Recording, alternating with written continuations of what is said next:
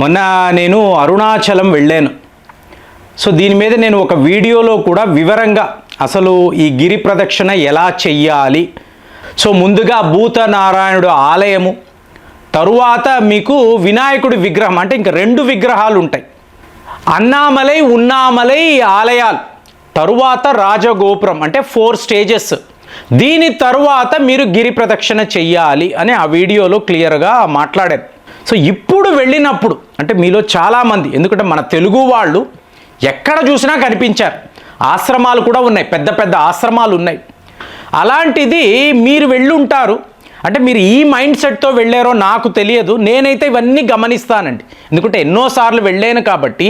ఆ మార్పులు ఏమిటి, ఇప్పుడు ఇది ఎలా చెప్పాలంటే, మీరు ఈ గిరి ప్రదక్షిణ చేస్తున్నారు చూసారా, ఇది ఎందుకు చెయ్యాలి, గిరి ప్రదక్షిణ ఎందుకు చెయ్యాలి అంటే, మేమేదో మొక్కుకున్నామండి, సో ఆ మొక్కుబడి అది తీరాలి అనే కోరికతో ఆయన ఆశీస్సులు ఉండాలని చేశాము అంటే గొడవ లేదు, మీరు ఎలా నడిచినా ఏ ప్రాబ్లము లేదు. కానీ అసలు ఈ గిరి ప్రదక్షిణ ఎందుకు చెయ్యాలి అన్న ఆలోచన, ఇప్పుడు ఆ కొండ చుట్టూ ఎందుకు తిరుగుతారండి, 14 కిలోమీటర్లు మీరు ఎందుకు తిరుగుతారు? మళ్ళీ ఆ తిరిగే మార్గం ఉంది చూసారా, అంటే మీకు అష్టలింగాలు, సో 8 దిక్కులకు మీకు 8 లింగాలు. సో ఈ గిరి ప్రదక్షిణ అనేది మీకు ఒకసారి పురాణాల్లోకి వెళ్ళారు అనుకోండి, మీకు తెలిసే ఉంటుంది. మనం ఆ కొండ చుట్టూ తిరగాలి అంటే ఆ కొండే శివుడండి. అంటే ఇక్కడ విడి ఆలయము అంటూ ఇప్పుడు మనం వెళ్తాం, సో ఆలయ ప్రదక్షిణ చేస్తాం. కానీ ఇక్కడ మీకు ఆ గిరి ప్రదక్షిణ అనేది స్వయంగా శివుడే మీకు కొండ రూపంలో ఉంటాడు కాబట్టి ఆ కొండ చుట్టూ తిరుగుతాం 14 కిలోమీటర్లు.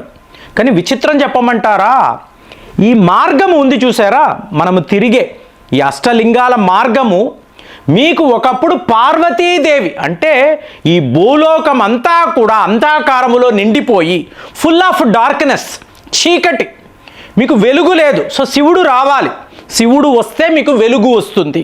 కాబట్టి పార్వతీదేవి ఈ మార్గములో, అంటే మీరు నేను గిరి ప్రదక్షిణ చేసిన ఇదే మార్గములో పార్వతీదేవి కూడా ప్రదక్షిణ చేసినట్టుగా పురాణాల్లో చెప్తున్నారు. అంటే పార్వతీదేవి అటు రావడాన్ని చూసి తరువాత శివుడు ఒక కాంతిపుంజ, అంటే మీకు అనంతమైన కాంతిపుంజ శివాకారం, అంటే లింగాకారములో ఆయన అరుణాచలములో అరుణాచలేశ్వరుడుగా ఉన్నట్టుగా పురాణాలు చెప్తున్నాయి. మరి దీని చరిత్రను ఇదంతా ఎందుకు నేను చెప్తున్నాను అంటే, ప్రస్తుతము అక్కడ డిఎంకే ప్రభుత్వం అండి, అసలు దైవ నమ్మకమే లేని ఒక పార్టీ. మీకు పెరియార్, కరుణానిధి, ప్రస్తుతం ఉండే స్టాలిన్, వీళ్ళు ఎవరూ కూడా దైవ నమ్మకమే లేనివాళ్ళు. కానీ వాళ్ళ కుటుంబాల్లో ఉన్న వాళ్ళు మాత్రమే మీకు ఆలయాలు, ఏదో ప్రత్యేకమైన పూజలు యాగాలు అన్నీ చేసుకుంటారు, అక్కడ అలౌడ్. కానీ మీరు వెళ్ళి మాట్లాడారని మీరందరూ అంధవిశ్వాసం కలిగిన వాళ్ళండి, బ్లైండ్ ఫెయిత్. ఎక్కడ ఉన్నాడండి ఆ దేవుడు, ఈ కొండ శివుడా అని ఆర్గ్యూ చేస్తారు. సో దాంతో నాకు ఉన్న ఆలోచన ఏంటంటే, అంతకుముందు ఇప్పుడు తేడా. ఇప్పుడు మీకు అష్టలింగాలు ఉన్నాయి కదండి, మీరు వెళ్ళాలి కదా. సో మీకు గిరి ప్రదక్షిణలో ఇదే కదా మార్గం. ఏంటి, ఊర్లోకి ఎంటర్ అవుతూనే ఇటు వెళ్ళకూడదు, అటు వెళ్ళకూడదు, ఇక్కడ కన్స్ట్రక్షన్ వర్క్, ఇక్కడ 1 వే, ఇవే అనమాట. అంటే బిగినింగ్ నుంచే ఈ ఆలయ దర్శనము ఎంత అద్భుతమో, ఈ గిరి ప్రదక్షిణ అన్నప్పుడు ఎటు చూసినా కూడా అడ్డంకులు. సో ఒక ప్లెజెంట్ ఎక్స్పీరియన్స్ అనేది కలగలేదు. ఆయన్ని తలుచుకుంటూ నడుస్తాం ఓకే, కానీ ఎక్కడికి వెళ్ళినా, ఇప్పుడు చూడండి మీరు ఇంద్రలింగం, ఇప్పుడు ఇంద్రలింగం దగ్గరికి వెళితే అక్కడ కన్స్ట్రక్షన్ వర్క్ జరుగుతుంది, టోటల్గా ఆపేశారు. ఇది ఫ్రెండ్స్ మామూలు విషయం కాదండి. ఎందుకంటే ఒక్కసారి కార్తీక మాసం వచ్చింది అనుకోండి, అక్కడ ఉన్నవాళ్ళు ఏం చెప్తున్నారు, కార్తీక మాసం రాబోతుంది కదండి, సో దానికి కావలసిన ఏర్పాట్లంతా ఇప్పటి నుంచే మేము చేస్తున్నామని చెప్తున్నారు. అలా ఏమీ లేదు ఫ్రెండ్స్, అక్కడ పూర్తిగా వీళ్ళు రియల్ ఎస్టేట్ వ్యాపారం చేస్తున్నారు. ఎక్కడ చూసినా కూడా రమణ మహర్షి పేరు మీదే మీకు రియల్ ఎస్టేట్ కంపెనీలు, బిల్డింగులు, కొత్త కొత్త వ్యాపారాలు. ఫారినర్స్ అంటారా, ఆటోమేటిక్గా వాళ్ళ ఫేవరెట్ హాబీ గంజాయి అనండి, సిగరెట్లు, తాగుడు, ఇలాగ మెల్లమెల్లగా ఒక కమర్షియల్ హబ్ లాగా ఈ అరుణాచలాన్ని వీళ్ళు తయారు చేస్తున్నారు. అదే మనం బాధపడాల్సిన విషయం. ఇదంతా మీరు గమనించారో లేదో, మిత్రులు చాలామంది ప్రేమ్ గారు అక్కడ ఒక బార్ వచ్చింది చూసారా, లేదా అక్కడ ఈ ఫారినర్స్ ఏమేమి చేస్తున్నారో తెలుసా, ఇవన్నీ మాట్లాడుతున్నారు. ఇక రోడ్ల మీద మీరు చూసారు అంటే బీర్ బాటిల్స్, బ్రాందీ బాటిల్స్, అంటే వీళ్లకు పడే శిక్ష పడుతుంది. కానీ ప్రభుత్వం వైపు నుంచి చూశారు అనుకోండి, మొన్న ఒక మిత్రులు చెప్తున్నారు, అసలు అరుణాచలంలో అసలు శాకాహారమే ఉండాలి కదండి, ఇలా మాంసాహారాన్ని ఎందుకు వీళ్ళు అనుమతిస్తున్నారు, కొన్ని ప్రాంతాల్లో అయితే వీళ్ళు బీఫ్ను కూడా అమ్ముతున్నారు కదా, ఇది ఎంత అపచారము అంటున్నారు. కానీ ప్రభుత్వానికి ఆ నమ్మకం ఉండాలి కదా, వాళ్ళకు ఆ చిత్తశుద్ధి ఉండాలి కదా. ఇప్పుడు మీరు ద్వారకా వెళ్ళారు అనుకోండి, పూర్తిగా వెజిటేరియన్సే, మీకు నాన్ వెజ్ అనేది దొరకదు. అలాంటి ఏర్పాటు అరుణాచలంలో కూడా మీరు చెయ్యాలి కదా. కానీ వాళ్లకు నమ్మకం లేదు. ఆ తింటే ఏంటండి, తాగితే ఏంటండి, ఆ శివుడు ఏమైనా వచ్చి వాళ్ళను శిక్షించేస్తాడా, ఇదేమైనా మహాపాపమా, ఇలాగే మాట్లాడతారు.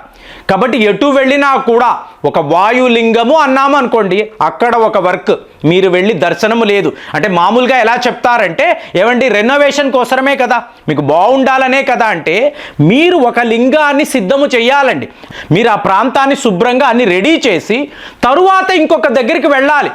మీకు ఉన్నదే 8 లింగాలు, అష్టదిక్కులు, ఇందులో మీరు 2-3 దిక్కులను మూసివేశారు అనుకోండి, మీకు ఎలా ఉంటుంది? సో ఇదంతా మామూలు విషయము కాదండి. అంటే మామూలుగా నేను అక్కడ దర్శనానికి వెళ్ళాను, గిరి ప్రదక్షిణ చేశాను, ఓకే, కానీ ఆలోచనలు వేరేలా ఉంటాయి. ఇప్పుడు మీరు కార్తీక మాసము అన్నారు అనుకోండి, మీకు ఎక్కడో యూరోప్ నుంచి భక్తులు వస్తారండి, సింగపూర్, మలేషియా. అంటే రావడం అంటే ఏంటి, పాస్పోర్ట్ ఉండాలి, మీ దగ్గర వీసా ఉండాలి, ఫ్లైట్ టికెట్స్ తీసుకోవాలి, చెన్నై రావాలి, చెన్నై నుంచి తిరువన్నామలై రావాలి. ఎంత ఖర్చు, ఎంత శ్రమ, ఫ్యామిలీలు వస్తారు. అలాంటప్పుడు తిరువన్నామలై అసలు అరుణాచలం వెళ్ళామంటే ఆ అనుభవం ఎంత అద్భుతం అండి, ఎంత బాగుందని మనం అనుకోవాలి.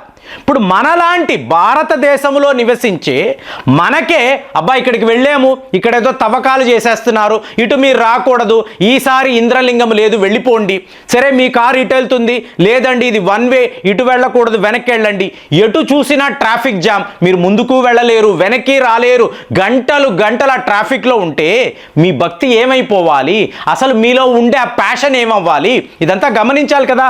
ఇదంతా ప్రాక్టికల్గా ఈసారి మాకు జరిగింది.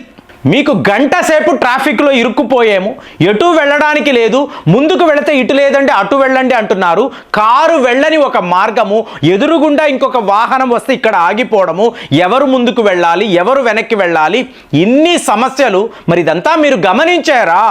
మీకు అరుణాచలము అంటేనండి ఎర్త్ క్రస్ట్ ఫార్మేషన్ అంటారు. అంటే భూమిలో ఈ కొండలు, సముద్రాలు ఇవన్నీ ఆవిర్భవిస్తాయి చూసారా, ఆ కాలములో ఫామ్ అయిన ఒక కొండ అండి, అత్యంత పురాతనమైన కొండ. అసలు శివుడి నివాసమే. ఎలాగైతే కైలాసములో శివుడు నివసిస్తాడో అలాగ పార్వతీదేవి స్వయంగా ఆ శివుడిని ఆహ్వానించి ఆయన్ని స్వాగతించి, బాబు మీరు ఇక్కడ ఉండండి నేను ఉంటాను అంటే ఆ కొండ రూపంలో ఆయన ఉన్నాడని మన పురాణాలు. అంటే అలాంటి చరిత్ర. ఇక ఆలయం అన్నారనుకోండి, 1300 ఏళ్ల క్రితము మీకు రాజరాజ చోళుడు, దాని తరువాత శ్రీకృష్ణదేవరాయుడు కాలములో నిర్మాణం కంటిన్యూస్గా చేస్తూనే ఉన్నారు. ఇవాళ మీరు చూస్తున్న ఆలయము ఎన్నో రాజ్యాలు, ఎంతోమంది చక్రవర్తులు, రాజులు కలిసి నిర్మించింది. అలాంటిది ప్రస్తుతం ఉండే ప్రభుత్వానికి ఎటువంటి బాధ్యత లేదండి. అసలు నమ్మకమే లేదు. వస్తున్నారు, మనకి డబ్బులు కడుతున్నారు, బాగా ఇన్కమ్ వస్తుంది, ఇది చాలు, వాళ్ళు ఎలాంటి తిప్పలు పడితే మాకు ఏమిటి, వాళ్ళకు వాళ్ళే ఆశ్రమాలు కట్టుకుంటారు, వాళ్ళకి వాళ్ళే బిల్డింగ్లు కట్టుకుంటారు, వాళ్ళు కొనుక్కుంటారు, ఇవన్నీ వాళ్ళే చేస్తారు కదా, మాకు డబ్బు వస్తే చాలు అని చెప్పి ఏకంగా తిరువన్నామలైలో ఇలాంటి ఒక situation, beer bottles, brandy bottles పడిపోయి ఉంటే, సిగరెట్ ప్యాకెట్లు పడిపోయి ఉంటే, ఎక్కడ పడితే అక్కడ మీకు మాంసాహారము దొరుకుతూ ఉంటే మీకు ఎలా ఉంటుంది? అసలు దీని మీద ఒక రెగ్యులేషన్ ఉండాలి కదా. సో ప్రభుత్వం ఆ జాగ్రత్తలు తీసుకోవాలి కదా.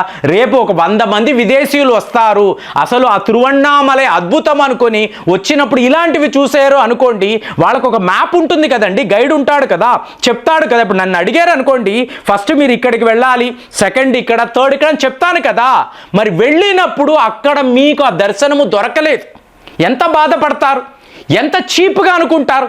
తిరువన్నామలైని ఏకంగా రమణ మహర్షి నివసించిన ఒక ప్రాంతము. సో అక్కడ ఇలాంటి పరిస్థితి అంటే ఇంకొక 10 ఏళ్ళు వేసుకోండి, అప్పుడు ఈ రియల్ ఎస్టేట్ వ్యాపారం ఏంటి, ఈ కమర్షియల్ హబ్గా దీన్ని తయారు చేసినప్పుడు అక్కడ జరిగే యాక్టివిటీస్ ఏంటి, ఇదంతా ఊహిస్తేనే కొంచెం భయంగా ఉంది. మరి మీరు వెళ్ళినప్పుడు వీటినంతా గమనించారా లేదా? మీరు మీ గిరి ప్రదక్షిణ చేశాము, దర్శనము చేసుకున్నాము, వెనక్కి వచ్చేసామండి, వీటితో మాకు సంబంధమే లేదని మీరెవరైనా అనుకుంటున్నారా? దయచేసి అలా అనుకోకండి ఫ్రెండ్స్. ఎందుకంటే మీకు అరుణాచలము అంటేనే ఒక పవిత్రమైన, అంటే అత్యంత పవిత్రమైన ప్రాంతము. ఆ కొండే ఏకంగా శివుడు, అలాంటిది ఆలయం అనేది ఒక అద్భుతము. మరి అక్కడ ఇలా ఉంటే మనం బాధపడాలా బాధపడకూడదా? ఒక్కసారి కామెంట్స్లో రాయండి. మళ్ళీ వచ్చే వీడియోలో కలుద్దాం. జై హింద్.